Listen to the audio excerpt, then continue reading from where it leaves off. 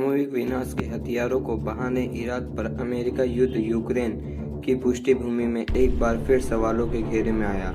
विशेषज्ञों ने 2023 को 20 साल के बाद अमेरिका के डबल स्पीक पर सवाल उठाया, क्योंकि वाशिंगटन ने तत्कालीन इराकी राष्ट्रीय सद्दाम हुसैन के खिलाफ बगदाद के WED विकसित करने के बहाने अपना युद्ध शुरू किया था।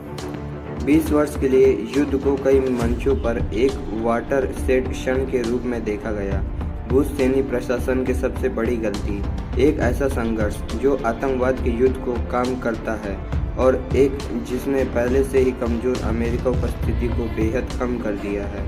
मध्य पूर्वी, पश्चिम एशिया, यहाँ तक कि जब अमेरिका उस समय की घटनाओं को सामान्य करने की कोशिश करता है और जैसे कि इराक में वाशिंगटन के रणनीतिक हित विकसित होते हैं, युद्ध की विरासत अमेरिका विदेश नीति पर भारी पड़ती है। कबीर तनेजा-ओआरएफ ने अपने हालिया टुकड़े में लिखा है, अमेरिका के लिए इराक युद्ध को विरासत। इराक पर अमेरिका आक्रमण से लगभग कोई फायदा नहीं हुआ, कुछ लोगों का कहना है। अब चलते हैं दूसरी खबर पे। उत्तर कोरिया ने सोमवार सुबह अपने पूर्वी तट से समुद्र में 2 चोटी दूरी की प्लास्टिक मिसाइल दागी। दक्षिण कोरिया की सेना ने कहा, अमेरिका और दक्षिण कोरिया द्वारा सैन्य अभ्यास के बीच लॉन्च की श्रृंखला में नवीनतम। दक्षिण कोरिया के joint chief of staff GSC ने कहा कि मिसाइल को उत्तर प्रांत में सुबह 7:47 रविवार को 2247 GMT दागा और लगभग 370 किलोमीटर 230 मील की दूरी तय की गई। जापानी मीडिया के मुताबिक ऐसा लगता है कि दोनों मिसाइलें जापान के विशेष आर्थिक क्षेत्र के बाहर गिरी हैं।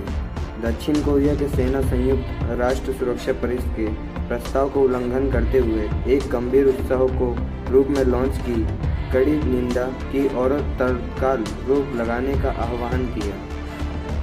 GS ने एक बयान में कहा, हम उत्तर कोरिया की विभिन्न गतिविधियों पर कड़ी नज़र रखेंगे और किसी भी उत्साह को जबरदस्त जवाब देने की क्षमता के आधार पर तैयार रहने की मुद्रा बनाए रखेंगे। जापान सरकार ने भी उत्तर कोरिया के साथ। अब आते हैं आज की आखिरी खबर पे।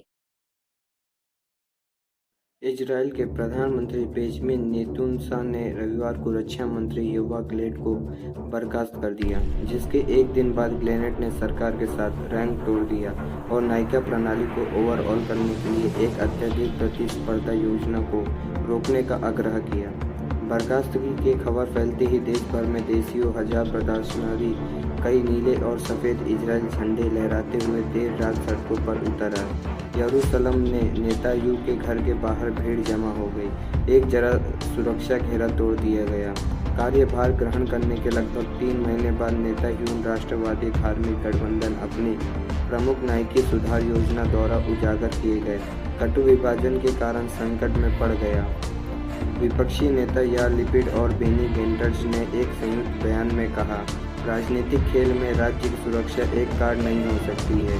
नेतन्याहू ने आज रात को लाल रेखा पार कर ली और उन्होंने नेतान्याहू ने लिकुड पार्टी के सदस्यों राष्ट्र सुरक्षा को कुचलने में हाथ नहीं डालने का आह्वान किया।